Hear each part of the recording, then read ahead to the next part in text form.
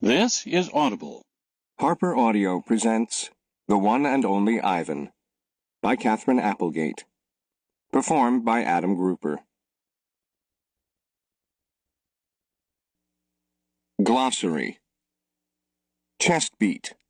Repeated slapping of the chest with one or both hands in order to generate a loud sound, sometimes used by gorillas as a threat display to intimidate an opponent. Domain. Territory. The grunt. Snorting pig-like noise made by gorilla parents to express annoyance.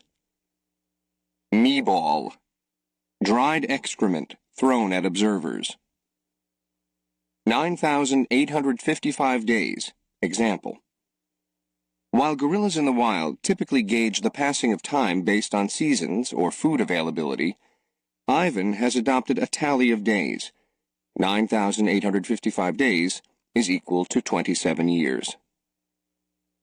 Not tag. Stuffed toy gorilla. Silverback. Also, less frequently, gray boss. An adult male over 12 years old with an area of silver hair on his back. The silverback is a figure of authority, responsible for protecting his family. Slimy chimp. Slang, offensive. A human. Refers to sweat on hairless skin. Vining. Casual play.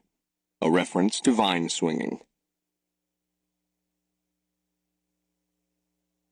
Hello. I am Ivan. I am a gorilla. It's not as easy as it looks. Names.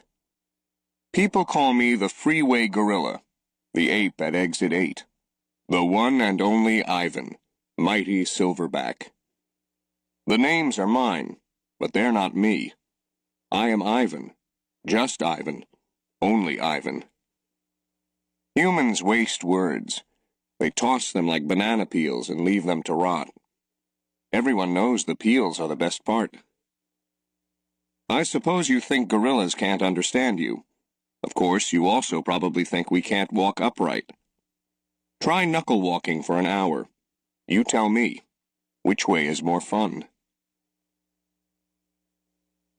Patience. I've learned to understand human words over the years, but understanding human speech is not the same as understanding humans. Humans speak too much. They chatter like chimps, crowding the world with their noise, even when they have nothing to say. It took me some time to recognize all those human sounds, to weave words into things. But I was patient. Patient is a useful way to be when you're an ape. Gorillas are as patient as stones. Humans, not so much. How I look. I used to be a wild gorilla, and I still look the part. I have a gorilla's shy gaze, a gorilla's sly smile. I wear a snowy saddle of fur, the uniform of a silverback. When the sun warms my back, I cast a gorilla's majestic shadow.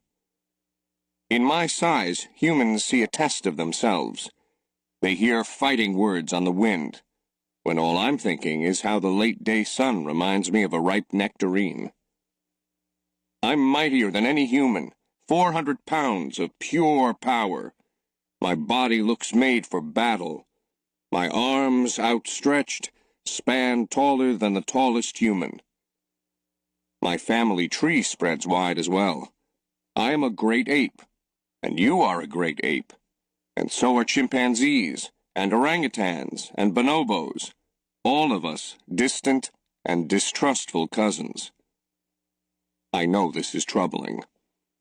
I too find it hard to believe there is a connection across time and space, linking me to a race of ill-mannered clowns. Chimps. There's no excuse for them. The Exit 8 Big Top Mall and Video Arcade. I live in a human habitat called the Exit 8 Big Top Mall and Video Arcade. We are conveniently located off I-95, with shows at 2, 4, and 7, 365 days a year. Mac says that when he answers the trilling telephone. Mac works here at the mall. He is the boss.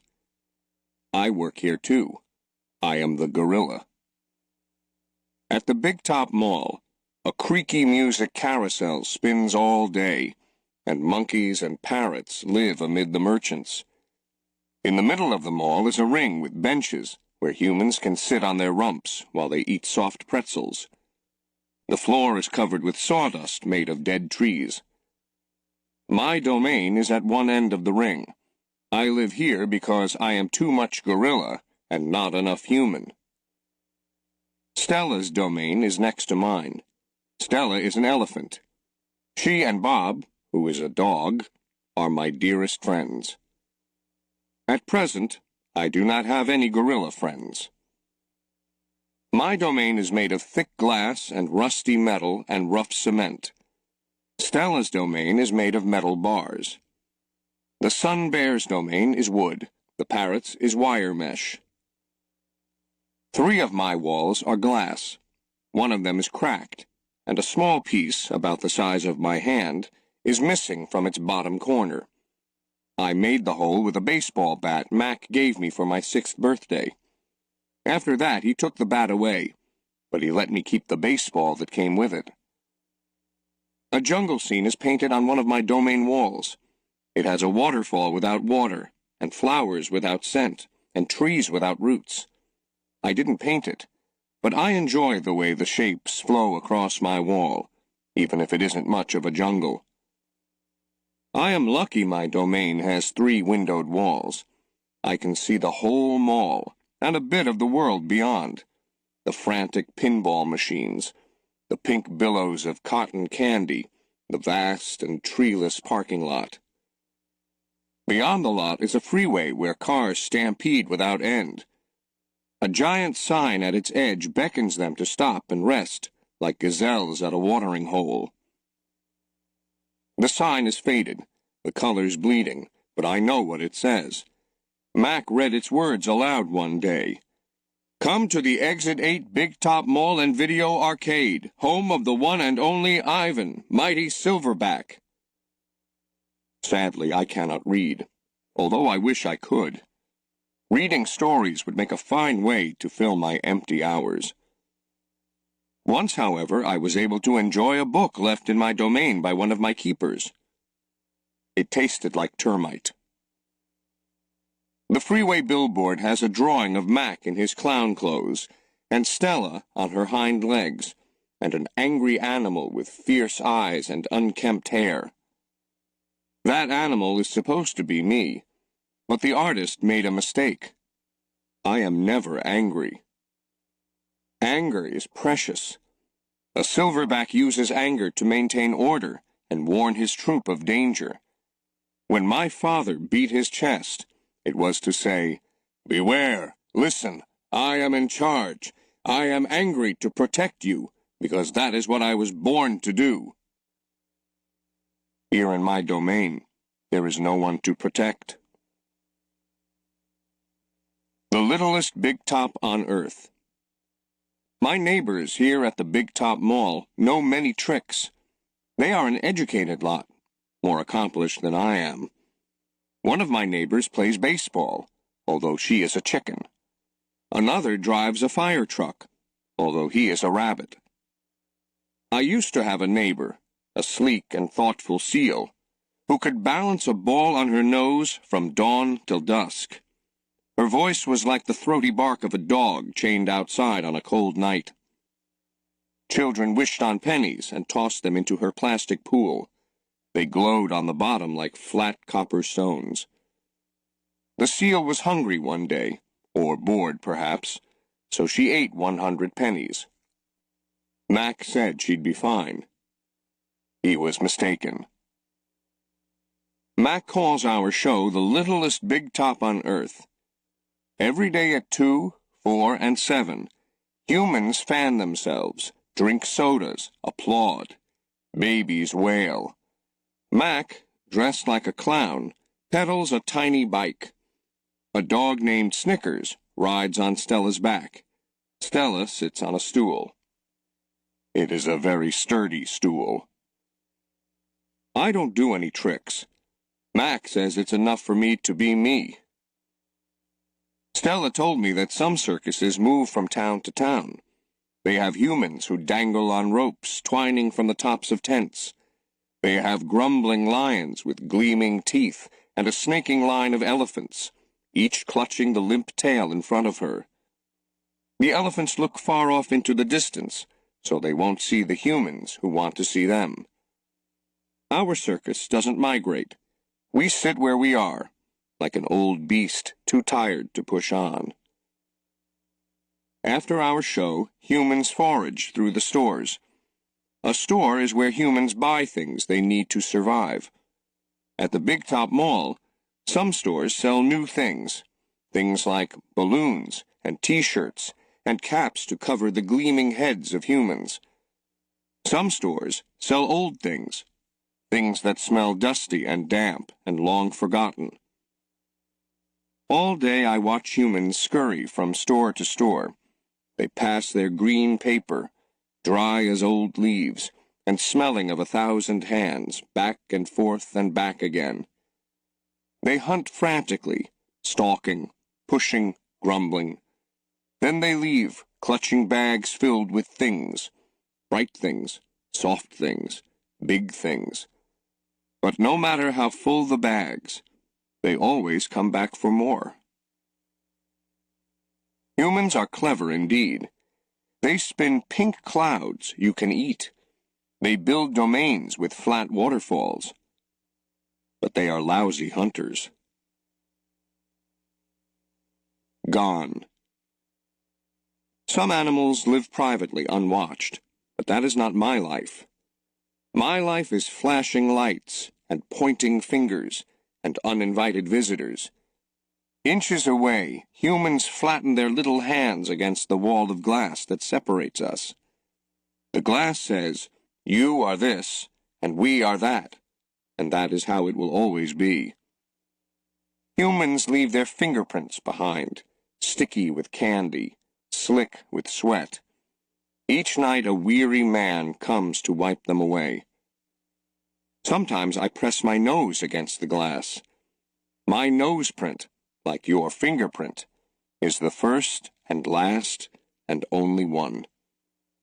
The man wipes the glass, and then I am gone. Artists. Here in my domain, I do not have much to do. You can only throw so many me-balls at humans before you get bored. A me-ball is made by rolling up dung until it's the size of a small apple, then letting it dry. I always keep a few on hand. For some reason, my visitors never seem to carry any.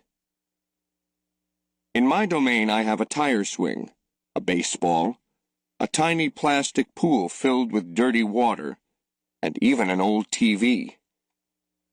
I have a stuffed toy gorilla, too. Julia, the daughter of the weary man who cleans the mall each night, gave it to me. The gorilla has empty eyes and floppy limbs, but I sleep with it every night. I call it Not Tag. Tag was my twin sister's name. Julia is 10 years old. She has hair like black glass and a wide half-moon smile. She and I have a lot in common. We are both great apes, and we are both artists. It was Julia who gave me my first crayon, a stubby blue one, slipped through the broken spot in my glass along with a folded piece of paper. I knew what to do with it. I'd watch Julia draw. When I dragged the crayon across the paper, it left a trail in its wake, like a slithering blue snake. Julia's drawings are wild with color and movement. She draws things that aren't real. Clouds that smile, and cars that swim. She draws until her crayons break and her paper rips. Her pictures are like pieces of a dream. I can't draw dreamy pictures. I never remember my dreams, although I sometimes awaken with my fists clenched and my heart hammering. My drawings seem pale and timid next to Julia's. She draws the ideas in her head. I draw the things in my cage. Simple items that fill my days. An apple core, a banana peel, a candy wrapper. I often eat my subjects before I draw them. But even though I draw the same things over and over again, I never get bored with my art. When I'm drawing, that's all I think about. I don't think about where I am, about yesterday or tomorrow. I just move my crayons across the paper. Humans don't always seem to recognize what I've drawn.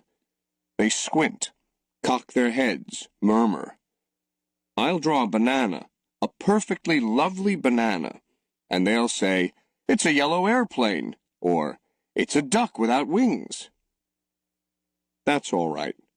I'm not drawing for them. I'm drawing for me.